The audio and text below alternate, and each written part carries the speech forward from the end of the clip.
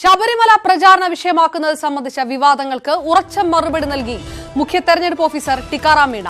ശബരിമല പ്രചാരണ വിഷയമാക്കാൻ അനുവദിക്കില്ലെന്ന് അദ്ദേഹം ആവർത്തിച്ചു. അമ്പലത്തിന്റെയും പള്ളിയുടെയും ദൈവത്തിന്റെയും പേരിൽ വോട്ട് തേടാൻ ആരെയും അനുവദിക്കില്ല. മതത്തിന്റെ പേരിൽ വോട്ട് തേടേണ്ടി വരുന്നത് രാഷ്ട്രീയ പാർട്ടികളുടെ പാപ്പരത്തമാണെന്നും അദ്ദേഹം ന്യൂസ് 18 നൽകിയ അഭിമുഖത്തിൽ പറഞ്ഞു. ആരോപണങ്ങളെ ഭയമില്ലെന്നും നിർവഹിക്കുന്നത് സ്വന്തം കടമയാണെന്നും ടിക്കാറാം മീണ വ്യക്തമാക്കി. തെരഞ്ഞെടുപ്പിൽ ചട്ടലംഘനമുണ്ടായാൽ കർശനമായി നേരിടുമെന്നും അദ്ദേഹം പറഞ്ഞു. ന്യൂസ് 18 പ്രതിനിധി വി അരുൺ ടിക്കാറാം മീണയുമായി സംസാരിച്ചു.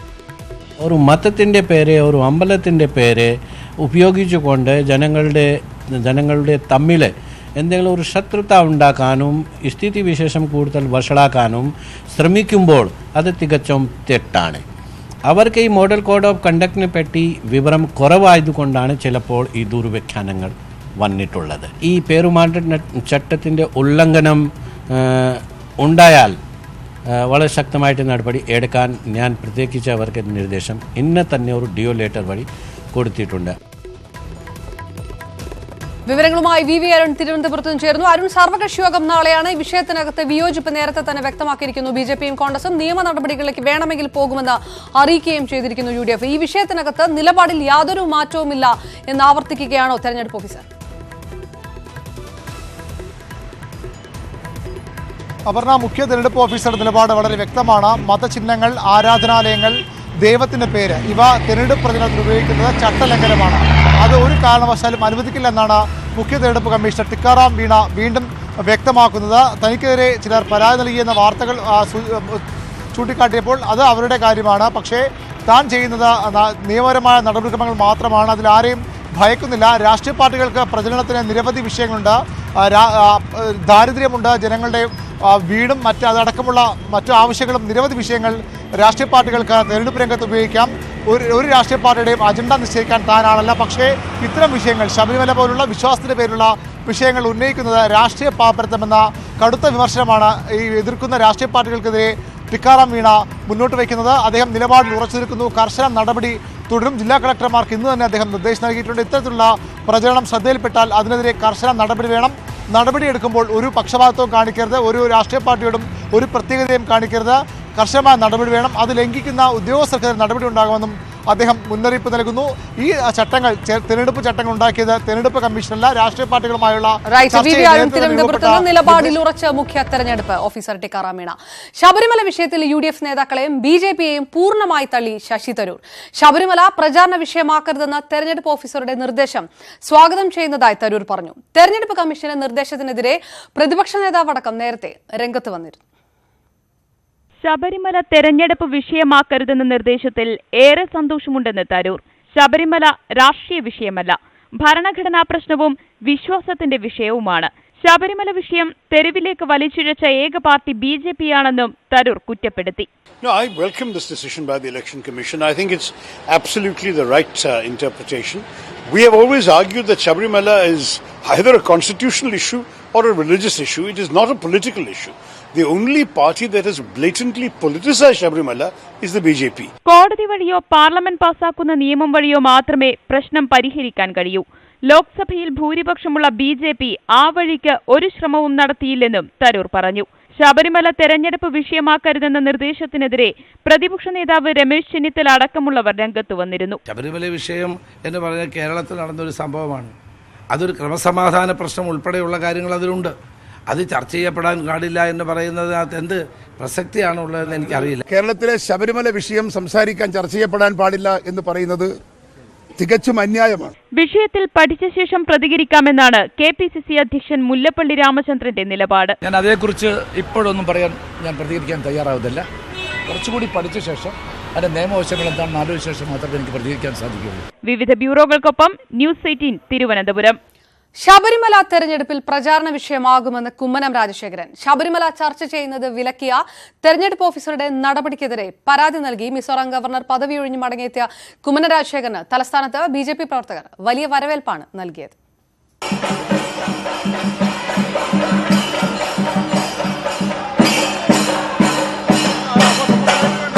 ഗവർണർ പദവിയൊഴിഞ്ഞ് തിരുവനന്തപുരത്ത് വന്നിറങ്ങിയ കുമ്മനം രാജശേഖരൻ നേരെ രാഷ്ട്രീയത്തിലേക്ക് തന്നെയാണ് കടന്നത്. ശബരിമലയിൽ നടന്നത് കടുത്ത വിശ്വാസ ലംഘനവും ഭരണഘടനാ ലംഘനവുമാണ്. ഇക്കാര്യം ചർച്ച ചെയ്യരുതെന്ന് പറയാൻ തെരഞ്ഞെടുപ്പ് ഓഫീസർക്ക് എന്ത് അധികാരമാണുള്ളത്? അതൊരു വിഷയമല്ല എന്ന് പറഞ്ഞ് അതിനെ തമസ്കരിക്കാനും അതിനെ ഒരു വിഷയമല്ലാതാക്കി തീർക്കാനും നടത്തുന്ന ഏതൊരു ശ്രമവും തീർച്ചയായിട്ടും അത് ഒളിച്ചോടലാണ്. വിശ്വാസവും ആരാധനയും ആചാരങ്ങളും സംരക്ഷിക്കപ്പെടണം എന്നുള്ള ഈ നാട്ടിലെ ജനങ്ങളുടെ വിചാരം അവരുടെ ചിന്ത അത് ഉയർത്തിപ്പിടിക്കും.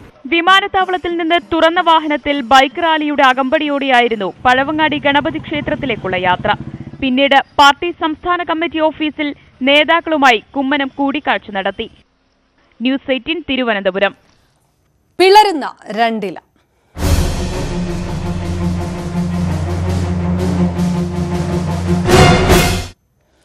കേരള കോൺഗ്രസിനെ ഒരിക്കൽ കൂടി പിളർത്താനുള്ള നീക്കങ്ങളുമായി പി.ജെ. ജോസഫ്.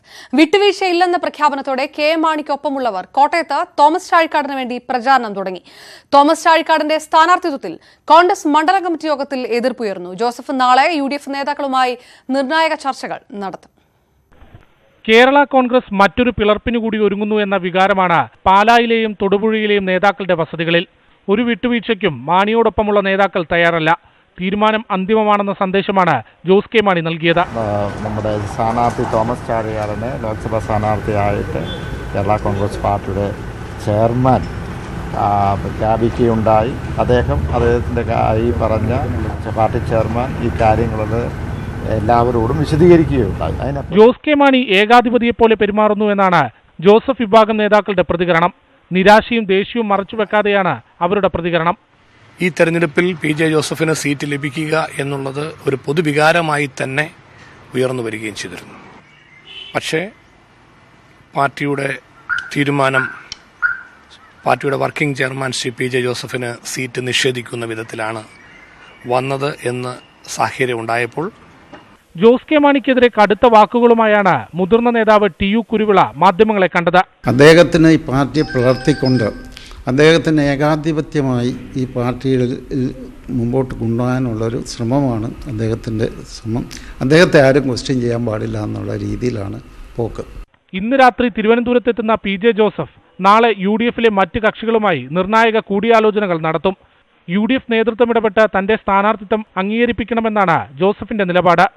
തോമസ് ചാഴിക്കാടിനു വേണ്ടി മാണി വിഭാഗം കോട്ടയത്ത് പ്രചാരണം തുടങ്ങി. ജോസഫിനെ പിന്തുണയ്ക്കുന്നവർ കേരള കോൺഗ്രസിന്റെ വിവിധ ജില്ലാ കമ്മിറ്റികളിൽ നിന്നും രാജിവെക്കാനും ആരംഭിച്ചു. തോമസ് ചാഴിക്കാടന്റെ സ്ഥാനാർത്ഥിത്വത്തെ ചൊല്ലി കോട്ടയം മണ്ഡലം കമ്മിറ്റി യോഗത്തിൽ കയ്യാങ്കളിയുണ്ടായി. ചാഴിക്കാടനെ അംഗീകരിക്കാനാകില്ലെന്ന് ഒരു വിഭാഗം നിലപാടെടുത്തു. തിരുവഞ്ചൂർ രാധാകൃഷ്ണൻ, DCC അധ്യക്ഷൻ ജോഷി ഫിലിപ്പ് എന്നിവർ പങ്കെടുത്ത യോഗമാണ് അലങ്കോലമായത്. 30 വർഷം മുമ്പ് 1989 പുറപ്പുഴയിലെ ഈ വസതിയിലുണ്ടായിരുന്ന അതേ വികാരമാണ് ഇപ്പോഴും. സീറ്റ് ലഭിക്കാതിരുന്നതിനെ തുടർന്ന് മൂവാറ്റുപുഴയിൽ ഒറ്റയ്ക്ക് മത്സരിക്കാനിറങ്ങിയ പി.ജെ. ജോസഫ് പിന്നീട് ചെന്നെത്തിയത് ഇടതുമുന്നണിയിലാണ്. ചരിത്രം ആവർത്തിക്കുമോ എന്നതാണ് തൊടുപുഴയിൽ നിന്ന് ഉയരുന്ന ചോദ്യം. Cameraman Kannan P. പ്രസന്നനൊപ്പം ജി ശ്രീജിത്ത്, ന്യൂസ് 18. കോട്ടയത്തെ കേരള കോൺഗ്രസ് സ്ഥാനാർത്ഥി തോമസ് ചാഴിക്കാടൻ കെ.എം. മാണിയുമായി കൂടിക്കാഴ്ച നടത്താനായി കോട്ടയത്ത് എത്തിയിരിക്കുന്നു. തത്സമയ സംരക്ഷണത്തിലേക്ക്.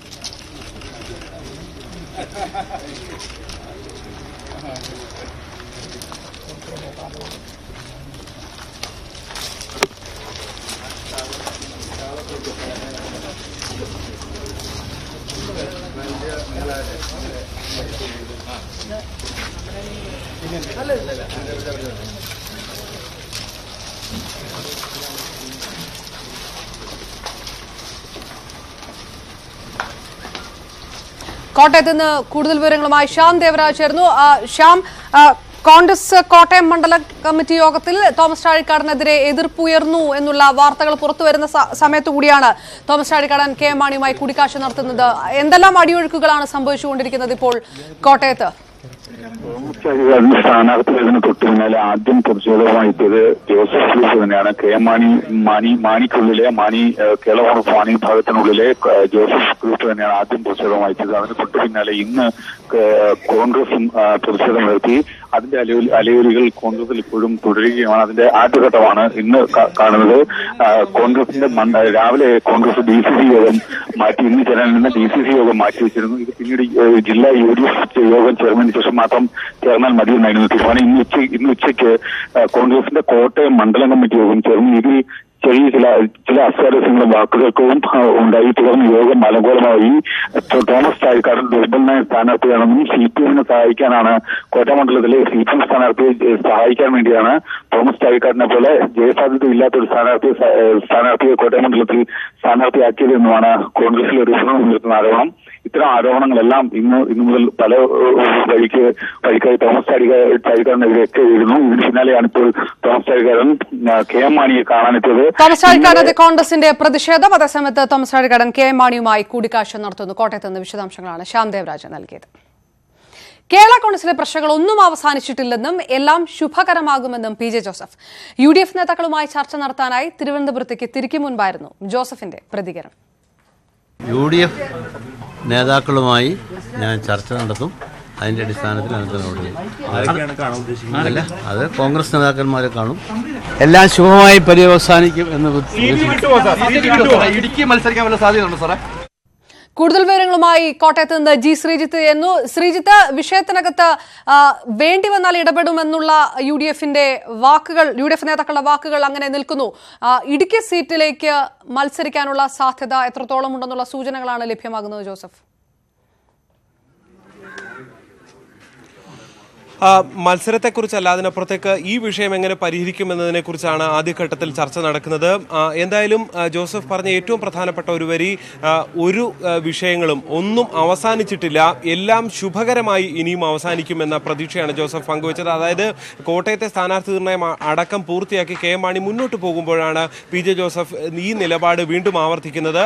എന്തായാലും നാളെ കോൺഗ്രസ് നേതാക്കളുമായി ചർച്ച നടത്തും. അതിനായി പുറപ്പെട്ടു കഴിഞ്ഞിരിക്കുന്നു. UDF നേതാക്കൾ എടുക്കുന്ന നിലപാട് തന്നെയായിരിക്കും ഇക്കാര്യത്തിൽ നിർണായകമാകുക എന്ന കാര്യത്തിൽ യാതൊരു സംശയവുമില്ല. എന്തായാലും ഒരു പിളർപ്പിലേക്ക് പോകണോ വേണ്ടയോ എന്നുള്ള കാര്യത്തിൽ UDF നേതാക്കളെ തീർച്ചയായും ജോസഫ് മാനിക്കും. ഒരുപക്ഷെ തെരഞ്ഞെടുപ്പിന് മുൻപ് പിളർപ്പുണ്ടാകാനുള്ള സാധ്യതയില്ല, പക്ഷേ മാണിയുമായി നിസ്സഹകരിക്കാനാണ് സാധ്യത. പിളർപ്പിന് ശേഷം ഒരുപക്ഷെ കേരള കോൺഗ്രസ് രണ്ടായി മാറിയേക്കും. അത്തരം സൂചനകളാണ് ഈ വൈകിയ മണിക്കൂറിലും PJ ജോസഫിന്റെ വസതിയിൽ നിന്ന് ലഭിക്കുന്നത്. എന്തായാലും നാളത്തെ ചർച്ചകൾ തന്നെയാണ് കേരള കോൺഗ്രസ് രാഷ്ട്രീയത്തിൽ നിർണായകമാകുക. UDF നേതാക്കളുമായി ചർച്ച നടത്താനായി PJ ജോസഫ് പുറപ്പെട്ടിരിക്കുന്നു. എല്ലാം ശുഭകരമായി പര്യവസാനിക്കുമെന്നായിരുന്നു പ്രതികരണം. കേരള കോൺഗ്രസിലെ പരസ്യപ്പോരിൽ കോട്ടയവും ഇടുക്കിയും നഷ്ടപ്പെടുമെന്ന ആശങ്കയിലാണ് പക്ഷേ കോൺഗ്രസ്. ജോസഫിനെ അപമാനിച്ച് ഇറക്കിവിടാനാകില്ലെന്നാണ് കോൺഗ്രസിന്റെ നിലപാടെങ്കിലും പരസ്യ ഇടപെടലിൽ നിന്ന് നിൽക്കുന്നതിന്റെ കാരണം ഇതാണ്. കേരള കോൺഗ്രസിൽ നിന്ന് ഇറങ്ങിപ്പോയാലും ജോസഫിനെ UDFിൽ തന്നെ നിലനിർത്താനുള്ള ശ്രമത്തിലാണ് കോൺഗ്രസ്. ഓരോ സീറ്റും നിർണായകമാണെന്നും അതുകൊണ്ട് തന്നെ മാണിയും ജോസഫും തമ്മിത്തല്ലി കോട്ടയത്തെ ജയസാധ്യത ഇല്ലാതാക്കരുതെന്നുമാണ് കോൺഗ്രസിന്റെ നിലപാട്. ആഭ്യന്തര കലകം കേരള കോൺഗ്രസ് മത്സരിക്കുന്ന കോട്ടയത്തിനൊപ്പം കോൺഗ്രസ് മത്സരിക്കുന്ന ഇടുക്കിയിലും തിരിച്ചടിയാകുമെന്നതാണ് കോൺഗ്രസിന്റെ പ്രതിസന്ധി. ഇതോടെയാണ് ജോസഫിനെ അപമാനിച്ച് ഇറക്കിവിടുന്നത് ശരിയല്ലെന്നും പ്രശ്നത്തിൽ ഇടപെടുമെന്നും UDF കൺവീനർ തന്നെ വ്യക്തമാക്കിയത്. ഏതെങ്കിലും പാർട്ടിയിൽ പ്രശ്നങ്ങളുണ്ടായാൽ അത് പരിഹരിക്കുന്നതിന് വേണ്ടിയിട്ടുള്ള പരിശ്രമം സ്വാഭാവികമായി മുന്നണി നേതൃത്വം ഏറ്റെടുക്കുന്നതാണ്. അതിൽ മുന്നണി നേതൃത്വം അതിന്റെ അഭിപ്രായം പറയുന്നതാണ്. എന്നാൽ കേരള കോൺഗ്രസിന്റെ ആഭ്യന്തര പ്രശ്നത്തിൽ കോൺഗ്രസ് ഇടപെടുന്നതിൽ KM മാണി തന്നെ അതൃപ്തി അറിയിച്ചു. ഇതോടെ തർക്കത്തിൽ ഇടപെടുമെന്ന നിലപാട് വേണ്ടി വന്നാൽ ഇടപെടുമെന്നാക്കി കോൺഗ്രസ്. കേരള കോൺഗ്രസുമായി നിരന്തര സമ്പർക്കത്തിലാണ്. പ്രശ്നങ്ങൾ വളരെ സന്തോഷകരമായ രൂപത്തിൽ പര്യവസാനിപ്പിക്കാൻ സാധിക്കുന്ന പ്രത്യാശയാണ് എനിക്കുള്ളത്. അത് ആ പാർട്ടി പരിഹരിക്കട്ടെ. അത് കഴിയുന്നില്ലെങ്കിൽ പിന്നീട് ആലോചിക്കാൻ, കൂട്ടായി ആലോചിച്ച് ചെയ്യേണ്ട കാര്യങ്ങളാണ്. അത് കേരള കോൺഗ്രസ് പരിഹരിക്കേണ്ട വിഷയമാണ്. അതിന് നേതൃത്വം ആ പാർട്ടിക്കുണ്ട് എന്നാണ് ഞങ്ങളുടെ വിശ്വാസം. കേരള കോൺഗ്രസിലെ പ്രതിസന്ധി പറഞ്ഞു തീർക്കാൻ കഴിയില്ലെന്ന് കോൺഗ്രസിനും UDFിലെ മറ്റ് ഘടകകക്ഷികൾക്കും വ്യക്തമായിട്ടുണ്ട്. ജോസ് കെ മാണിക്ക് കേരള കോൺഗ്രസ് ചെയർമാനാകാൻ PJ ജോസഫ് പാർട്ടി വിട്ടുപോകണമെന്ന മാണിയുടെ നിലപാട് തന്നെയാണ് കാരണം. ഇതോടെ ജോസഫിനെ UDFിൽ തന്നെ നിലനിർത്താനാണ് കോൺഗ്രസിന്റെ പുതിയ ശ്രമം. ജോസഫിനും ഇത് സ്വീകാര്യമാണ്. പക്ഷേ കൂറുമാറ്റ നിരോധനം ഉൾപ്പെടെയുള്ള നടപടികൾ ഉണ്ടാകില്ലെന്ന് ഉറപ്പ് ലഭിക്കണം. ഈ ഉപാധി KM മാണിയും ജോസ് കെ മാണിയും അംഗീകരിക്കുമെന്ന് തന്നെയാണ് സൂചനകൾ. Election desk, news 18. PJ ജോസഫിന് മുന്നിൽ വാതിൽ കൊട്ടി അടയ്ക്കാതെ ഇടതുമുന്നണി. ജോസഫ് UDF വിട്ട് പുറത്തു വന്നാൽ സഹകരിപ്പിക്കാൻ മുന്നണി തയ്യാറായേക്കും. മുന്നണിയിൽ ഇപ്പോഴുള്ള കേരള കോൺഗ്രസ് വിഭാഗങ്ങളും ഇതിനെ എതിർക്കില്ല. കേരള കോൺഗ്രസിലെ കലാപം ഏതറ്റം വരെ പോകുമെന്ന് കാത്തിരിക്കുകയാണ് ഇടതുമുന്നണി. ജോസഫും മാണിയുമായുള്ള തർക്കത്തിന്റെ ആദ്യഘട്ടത്തിൽ കാഴ്ചക്കാർ മാത്രമായിരുന്നു ഇടതുമുന്നണി. ഭിന്നത ഇത്രത്തോളം വലുതാകുമെന്ന് പ്രതീക്ഷിച്ചുമില്ല. എന്നാൽ ജോസഫ് മുന്നണി വിട്ടേക്കുമെന്ന വിലയിരുത്തലിലാണ് ഇപ്പോൾ ഇടതു നേതൃത്വം. ഇനിയും ഈ മാണിയുടെ കൂടെ തുടരണമോ എന്ന് PJ ജോസഫാണ് തീരുമാനിക്കേണ്ടത്. നാണം കെട്ട പാർട്ടിയിൽ തന്നെ തുടരാനാണ് ഉദ്ദേശിക്കുന്നത്, തുടരട്ടെ. ഈ മഴ പെയ്യുന്നതിന് മുമ്പേ കുട പിടിക്കേണ്ട കാര്യമില്ലല്ലോ. ഇടതുമുന്നണിക്കൊപ്പമുള്ള ജനാധിപത്യ കേരള കോൺഗ്രസ് ഒരു പടി കൂടി കടന്ന് ജോസഫിനെ സ്വാഗതം ചെയ്തു. അദ്ദേഹം തന്നെ പറഞ്ഞിട്ടുണ്ടല്ലോ, ജനാധിപത്യ കേരള കോൺഗ്രസ് പാർട്ടിയുമായി യോജിക്കുന്നതിൽ യാതൊരു തടസ്സവുമില്ല. അപ്പോൾ അത് മാണി ഗ്രൂപ്പിൽ നിന്ന് ഇവിടെ പറഞ്ഞുകൊണ്ട് UDF നിന്ന് ഇവിടെ പറഞ്ഞു വന്നാൽ തീർച്ചയായിട്ടും ഞങ്ങൾ അതിനെ സ്വാഗതം ചെയ്യും. ജോസഫുമായി ഒരു നീക്കുപോക്കെങ്കിലും ഉണ്ടാക്കാനായാൽ മധ്യ തിരുവിതാംകൂറിൽ അത് വലിയ നേട്ടമാകുമെന്നാണ് മുന്നണിയുടെ പ്രതീക്ഷ. ന്യൂസ് 18 തിരുവനന്തപുരം. KC വേണുഗോപാൽ മത്സരിച്ചേക്കുമെന്ന് സൂചന നൽകിയ KPCC അധ്യക്ഷൻ മുല്ലപ്പള്ളി രാമചന്ദ്രൻ 1 മണിക്കൂറിനകം പ്രസ്താവന തിരുത്തി. വരികൾക്കിടയിൽ വായിക്കേണ്ടതില്ലെന്നും KC വേണുഗോപാൽ ആലപ്പുഴയിൽ മത്സരിക്കണമെന്ന പ്രവർത്തകരുടെ ആഗ്രഹമാണ് താൻ പ്രകടിപ്പിച്ചതെന്നുമായിരുന്നു മുല്ലപ്പള്ളിയുടെ വിശദീകരണം. സംഘടനാപരമായ തിരക്കുകൾ കൊണ്ടാണ് മത്സരത്തിനില്ലെന്ന് വ്യക്തമാക്കിയതെന്ന് KC വേണുഗോപാൽ ന്യൂസ് 18നോട് പറഞ്ഞു. ഡൽഹിയിലെ സ്ഥാനാർത്ഥി ചർച്ച കഴിഞ്ഞ് മടങ്ങിയെത്തിയപ്പോഴാണ് KC വേണുഗോപാൽ മത്സരിക്കുമെന്ന സൂചന മുല്ലപ്പള്ളി രാമചന്ദ്രൻ നൽകിയത്.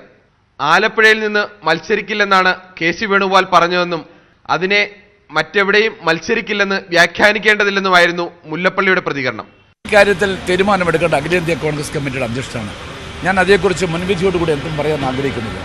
അദ്ദേഹം ആലപ്പുഴയിൽ നിന്ന് മത്സരിക്കുന്നില്ല എന്നാണ് പറഞ്ഞിട്ടുള്ളത്. അതിനർത്ഥം അദ്ദേഹം മത്സരിക്കുന്നില്ല എന്ന് നിങ്ങൾ വ്യാഖ്യാനിക്കേണ്ടതായിട്ടില്ല. ആലപ്പുഴ ഒഴികെ മറ്റെവിടെയെങ്കിലും മത്സരിക്കുമെന്ന സൂചന KC വേണുഗോപാൽ തള്ളി. പാർട്ടി ചുമതലകളുടെ തിരക്ക് മൂലമാണ് മത്സരിക്കാനില്ലെന്ന നിലപാടെടുത്തതെന്നും ഇക്കാര്യം KPCC നേതൃത്വത്തെ അറിയിച്ചതാണെന്നും അദ്ദേഹം പറഞ്ഞു. ഇതിനുശേഷമാണ് KPCC അധ്യക്ഷൻ നിലപാട് മാറ്റിയത്. 3:15 നടത്തിയ ആദ്യ പ്രസ്താവനയ്ക്ക് 1 മണിക്കൂറിന് ശേഷം മുല്ലപ്പള്ളി നടത്തിയ പ്രതികരണം ഇങ്ങനെ: ഞാൻ ഉദ്ദേശിച്ചത് KC വേണുഗോപാൽ ആലപ്പുഴ മത്സരിച്ചാൽ തന്നെ ഞങ്ങൾക്ക് ബെസ്റ്റ് അവൈലബിൾ കാൻഡിഡേറ്റ് ആണ്. അദ്ദേഹം നല്ല വോട്ടുകൾക്ക് ജയിക്കും. മത്സരരംഗത്ത് താൻ ഉണ്ടാവില്ലെന്നും ഉമ്മൻചാണ്ടി മത്സരിച്ചാൽ കേരളമാകെ മത്സരചിത്രം മാറുമെന്നും മുല്ലപ്പള്ളി പറഞ്ഞു. Political bureau, news 18. കോൺഗ്രസ് നേതാക്കൾ മത്സരിക്കാത്തത് പരാജയ ഭീതി മൂലമാണെന്ന് CPM സംസ്ഥാന സെക്രട്ടറി കോടിയേരി ബാലകൃഷ്ണൻ. ജയിക്കില്ലെന്നറിയുന്നതുകൊണ്ടാണ് മുല്ലപ്പള്ളിയും KC വേണുഗോപാലും മത്സരിക്കാത്തത്. ജോസഫ് മത്സരിക്കാൻ ധൈര്യമായി മുന്നോട്ട് വരണമെന്നും ഇനി എന്തിനാണ് കേരള കോൺഗ്രസിൽ തുടരുന്നതെന്നും കോടിയേരി വടകരയിൽ ചോദിച്ചു. പ്രമുഖ കോൺഗ്രസ് നേതാക്കന്മാരൊക്കെ പറഞ്ഞു ഞങ്ങൾ ഏതായാലും ഇല്ല. ഇവിടുത്തെ മുല്ലപ്പള്ളി രാമചന്ദ്രൻ വരെ പറഞ്ഞു പോയി ഞാൻ വടകരക്കില്ല. എന്താ വടകരക്കില്ല എന്ന് പറഞ്ഞത്? നിന്നാൽ ഇത്തവണ രക്ഷപ്പെടൂല എന്ന് മുല്ലപ്പള്ളി രാമചന്ദ്രൻ വടകരയെ കുറിച്ച് അറിയുന്നത് കൊണ്ട് ശരിക്കും മനസ്സിലായി. PJ ജോസഫിന് സീറ്റില്ല എന്ന് പറഞ്ഞാൽ വർക്കിംഗ് പ്രസിഡന്റിനാണ് സീറ്റില്ലാത്തത്. ഒരു സീറ്റ് ചോദിച്ച് കിട്ടുന്നില്ലെങ്കിൽ ആ പാർട്ടി നിൽക്കേണ്ട കാര്യമാണ്. വേറെ പാർട്ടിക്കാരനല്ലല്ലോ PJ ജോസഫ്. അദ്ദേഹം മുമ്പും ഇങ്ങനെ ചെയ്തിട്ടുണ്ട്. അന്ന് സീറ്റ് ചോദിച്ച് കിട്ടാത്തത് കൊണ്ട് അദ്ദേഹം ധീരമായിട്ട് മത്സരിച്ചു. രാഷ്ട്രീയം പോകുന്ന വഴികൾക്കെന്ത് അന്തം വിട്ടു നിൽക്കാനേ പലപ്പോഴും വോട്ടർമാർക്ക് കഴിയും. എന്താണ് ശരിയായ ചുവരെഴുത്ത് എന്നുപോലും വിശ്വസിക്കാൻ കഴിയാത്ത അവസ്ഥയിലാണ് ആലപ്പുഴ പാർലമെന്റ് മണ്ഡലത്തിലെ വോട്ടർമാർ. ഈ ചുവരെഴുത്തിൽ നിന്ന് തന്നെ തുടങ്ങാം. എന്റെ വോട്ട് ജനനന്മയ്ക്ക്, UDF സ്ഥാനാർത്ഥി KC വേണുഗോപാലിനെ വിജയിപ്പിക്കുക. ചുവരെഴുതിയവർ പോലും അറിയാതെ ഈ ചിത്രം ആലപ്പുഴയിൽ മാറിയിരിക്കുന്നു. വരുന്നു പോകുന്നു വഴി പോക്കർ, വെറും വഴിയമ്പലമീ ജീവിതം. ഒരാഴ്ച മുമ്പ് പോരിനിറങ്ങിയ അങ്കത്തട്ട് പോലെയായിരുന്നു ആലപ്പുഴ DCC. ഇപ്പോൾ കളി കഴിഞ്ഞ മൈതാനം പോലെ ശൂന്യം.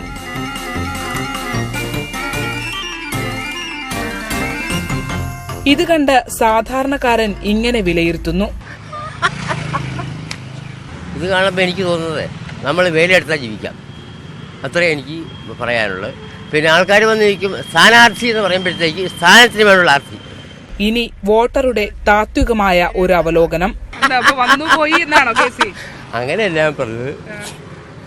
ഒരിടത്തു ജനനം ഒരിടത്തു മരണം, ചുമരിൽ ജീവിതഭാരം. ഈ യാത്ര തുടങ്ങിയതെവിടെ നിന്നോ, ഇനിയൊരു വിശ്രമമെവിടെ ചെന്തോ, മോഹങ്ങൾ അവസാന നിമിഷം വരെ, മനുഷ്യബന്ധങ്ങൾ തുടരവരെ. ഒരുപാട് പ്രതീക്ഷയും സ്വപ്നങ്ങളും ഒക്കെയായി ഏതോ ഒരു കോൺഗ്രസ് പ്രവർത്തകന്റെ അധ്വാനമാണ് ഈ ചുവരെഴുത്ത്. പക്ഷേ രാഷ്ട്രീയത്തിന്റെ മറിമായം ഇതാണ്. ഇന്ന് വരുന്നവനെ നാളെ കാണില്ല. ആലപ്പുഴയിൽ നിന്നും ക്യാമറമാൻ പ്രശാന്ത് മംഗലശ്ശേരിക്കൊപ്പം ശരണ്യ സ്നേഹജൻ, ന്യൂസ് 18.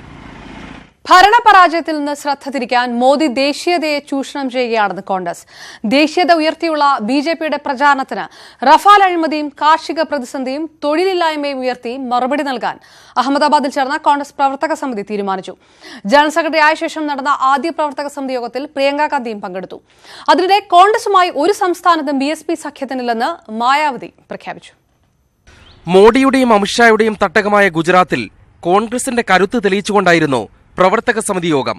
ദണ്ഡിയാത്രയുടെ 90ാം വാർഷിക ദിനത്തിൽ സബർമതി ആശ്രമത്തിൽ പ്രത്യേക പ്രാർത്ഥനകളോടെ തുടക്കം.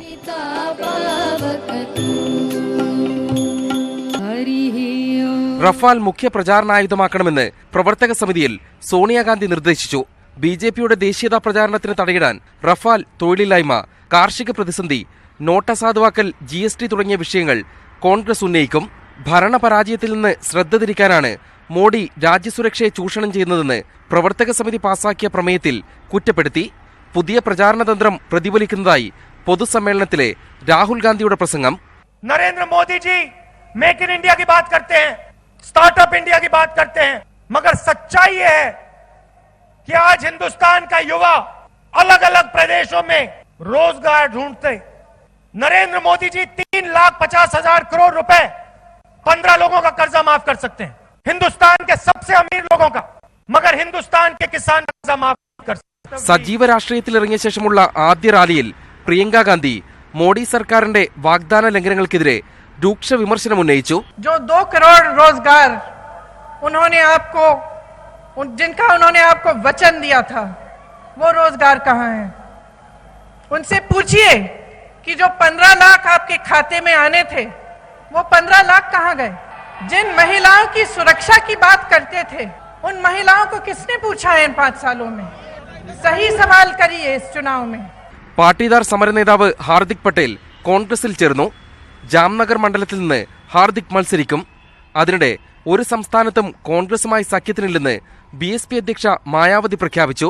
ഇതോടെ UPയിൽ SP-BSP സഖ്യവും BJPയും കോൺഗ്രസും തമ്മിൽ ത്രികോണ മത്സരം ഉറപ്പായി. News 18 Delhi. Mahatma Gandhi university degree പരീക്ഷയുടെ ഉത്തരക്കടലാസുകൾ ദേശീയപാതയോരത്ത് ഉപേക്ഷിക്കപ്പെട്ട നിലയിൽ ഓട്ടോറിക്ഷ തൊഴിലാളികൾക്ക് കിട്ടിയ ഉത്തരക്കടലാസുകൾ പോലീസിന് കൈമാറി. സംഭവത്തെക്കുറിച്ച് ആലുവ പോലീസ് അന്വേഷണം തുടങ്ങി.